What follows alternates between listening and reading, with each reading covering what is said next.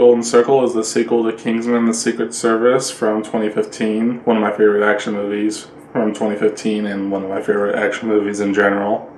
Now we have another one. Thankfully, with much of the same cast and crew, Matthew Vaughn is back at the helm, so we get the same crazy, over-the-top, hyper-stylized action of the first movie, but times 50. Right from the get-go, he shows how amazing he is at action scenes in the first taxi car chase sequence. Just the camera work, the choreography, the zooming in and out, and the CGI blending seamlessly into the scene. The constant sweeping camera shots and hidden digital cuts all to make it seem like one long action sequence. It was a beautiful action sequence and my favorite of the movie. But let's actually talk about the story of the sequel, because this is where the movie is actually a bit of a letdown in comparison to the first Kingsman. So Julianne Moore plays the 50s obsessed, upbeat leader of the Golden Circle, a drug cartel. She wipes out pretty much all the Kingsmen. Now Eggsy and Merlin have to team up with the American version of the Kingsman, the Statesman, to stop Julianne Moore's plan, which doesn't make a lick of sense in the movie. She's a crazy person, and this is an over-the-top spy movie, so I'm gonna let it slide like I did with Samuel L. Jackson's plan in the first movie. The theme of the movie deals a lot with drugs, recreational drug use, the war on drugs, and whether or not we should vilify that. The movie gave a lot of mixed messages about the subject matter of drugs. But like I said, who gives a crap when Colin Firth beats the shit out of robot dogs with a bowling ball?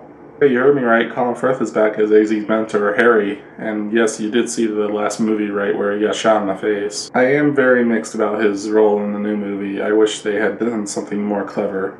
A tiny little spoiler for this movie. He has memory loss. I love the Eggsy-Harry dynamic that they have and the mentor-mentee relationship. Their reunion honestly made me kind of emotional, and I loved how they finally got back together. But it really is a cop-out and a cliche to have him just come back with memory loss. It also robs the first movie of the dramatic impact of Harry's death. My ideas for how to bring Colin Firth back was to have him either brought back as like a minion for the villain of this movie, or even better, have him be like an American twin brother of Harry. Like have him be a statesman agent in this movie, maybe. Have him as like a memory loss Harry is like, I really didn't like that. And I am very mixed about the role of him, because I do like having classic Harry back in the latter half of the movie, and they do mine some good drama out of it. Pedro Pascal, or as I know him, Oberyn Martell from Game of Thrones, steals the show as Special Agent Whiskey. He's hilarious, and he kicks so much ass with 2 revolvers and cracking an electric lasso. Loved it. The rest of the supporting cast was wasted. Channing Tatum, Jeff Bridges, Roxy from the first Kingsman. Julianne Moore is not nearly as good as a villain as Samuel L. Jackson. They give her too much, I think. She's obsessed with the 50s, but she's also kind of a cannibal. She has robots, but she still recruits henchmen.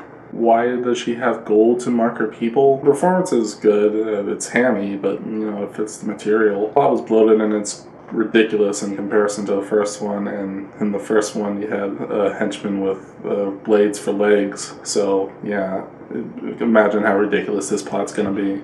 But I was on board with it. I was ready for this plot to be completely ridiculous. If you can handle Elton John sidekicking a henchman, then you can have a good time with this movie. I feel like Matthew Vaughn self-indulged a little too much in the over-the-top ridiculousness in this movie. Like right from the get-go, they start off with over-the-top tone. There needs to be more of a solid build-up like in the first Kingsman. If they do another Kingsman, I hope it's more grounded and we see a lot more of the Statesman, because they were pretty underdeveloped. If you're one of the people that got pissed at the anal joke at the end of the first Kingsman, then you're gonna be super pissed at a sequence in this movie. Even I was like, oh my god, did this really have to be in the movie? Matthew Vaughn? Really? Ugh. I still like the movie.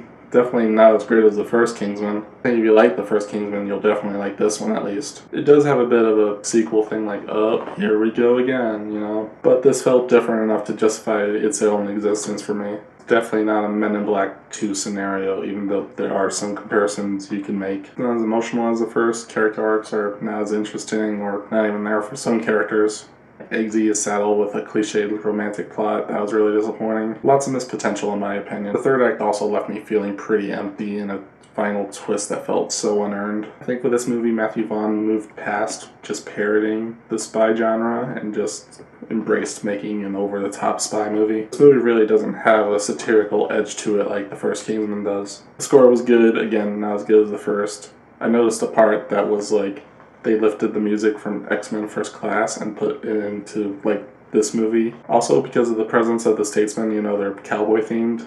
Some of the action scenes are scored to country music, and I'm not a fan of country music, so it didn't quite work for me. Nothing will ever top the church scene in Freebird.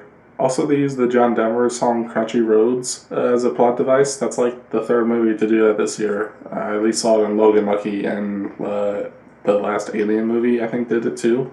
Is this a conspiracy? Like, why does this keep happening? I had a great time in the theater despite a lot of problems with the movie, and I definitely recommend it to people who are fans of the first Kingsman. I don't know if my nostalgia for the first Kingsman is blinding me to the flaws of this movie and me recommending it to a lot of people, because it feels like it is to me.